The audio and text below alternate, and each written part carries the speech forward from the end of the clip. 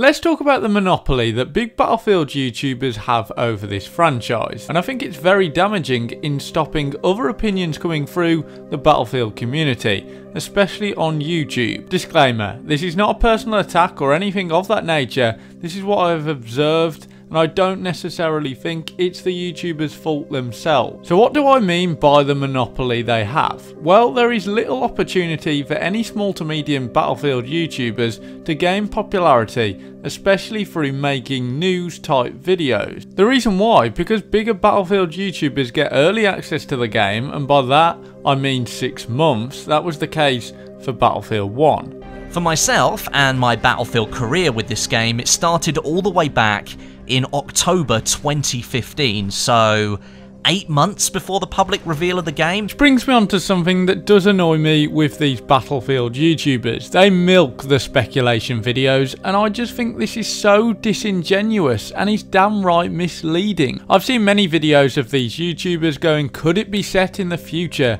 Or will it be World War II?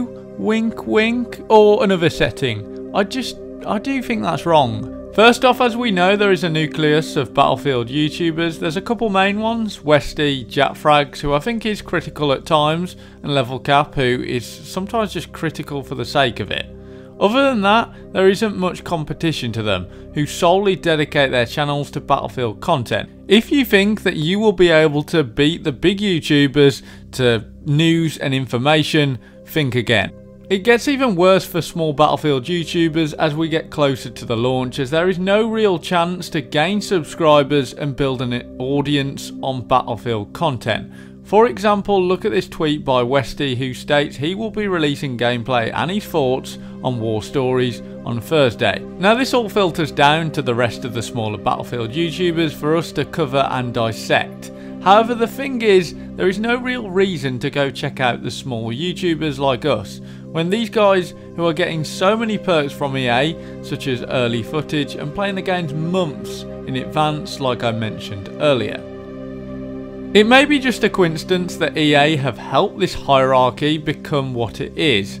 However, I feel that these big Battlefield YouTubers are very much a marketing tool used by DICE and EA. For anyone who follows Battlefield closely, you know that people like JatFrags marketed the game solely for DICE and helped them out of the mess that was Battlefield 5's reveal. Again, was this a coincidence? In my opinion, no. These big Battlefield YouTubers upload their videos at the same time, like for example 2 days ago, with Westie and LeStrXI uploading at practically the same time. If it's not the exact same time, it's either 1 hour or so between each other. An example was for the gadgets and perks video. I just looked up the metadata for this, and I remember seeing JatFrag's video appear within a couple of minutes of the blog post for perks being released. Let's be honest, there would be no way that you could possibly make a 10-minute video and release it within minutes of the blog post being released. I know already a lot of people who like these big Battlefield YouTubers will be thinking this guy's just jealous, but am I wrong for saying that they have a monopoly? And these perks are just another huge barrier for content creators like me who are trying to make it. Also, if you are a content creator for Battlefield, let me know your thoughts. Even if you're not a content creator, let me know your thoughts on this. Now, some people have told me just don't cover news. Now, I don't tend to bother anymore with news because, like I said, it's impossible to compete with these big Battlefield YouTubers on this type of content. So I try to put my own spin on the news that has been released, but nobody will watch it because they have already seen a 15-minute video on everything they need to know from the likes of Westie. So it's getting harder and harder for small Battlefield YouTubers to get their content seen in the Battlefield community, leading to channels having to make more clickbait content and making more hyperbolic content. So that's why I want it to change here in the Battlefield community and gaming in general. Of course it won't though. When Westie has a 10-minute video in 4K ready to go, and I have to take the trailer for instance at a lower resolution to use for my footage, why would anyone decide to watch me over Westie? Now this is not me attacking them because I have seen for instance Westie grow and he put a lot of time and effort into getting to where he is. However, I'm sure that just because he got to the top doesn't mean that he can just stay at the top by having all these huge privileges. By giving him footage in higher resolution, flying them out early access, pre-made videos, these guys are just another marketing tool that DICE use in their arsenal.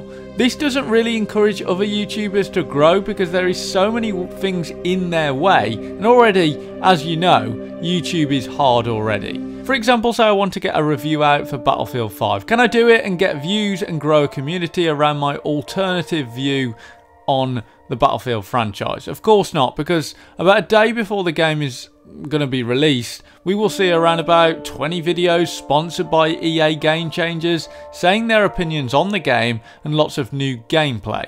Again, why would you bother watching my channel when you have seen all that you need to see? I'm saying this because I'm a viewer as well. I know this is how most people think, because when I used to just solely watch, I'd just look at the big channels and that was enough because they were early to everything.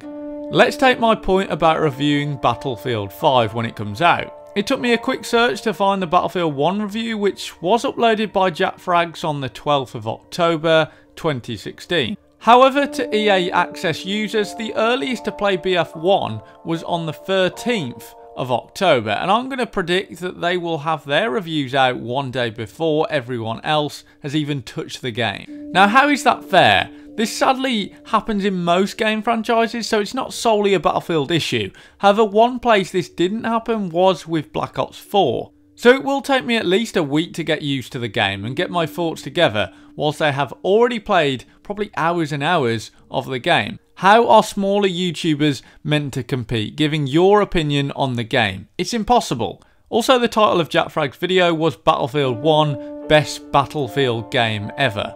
Again, great marketing for EA. Not that that's a problem, but you see my point. It would be unfair to say all the game changers are non-critical of the game, because for example recently JackFrags was very critical of the single player, saying it needed extensive work and it was just bland.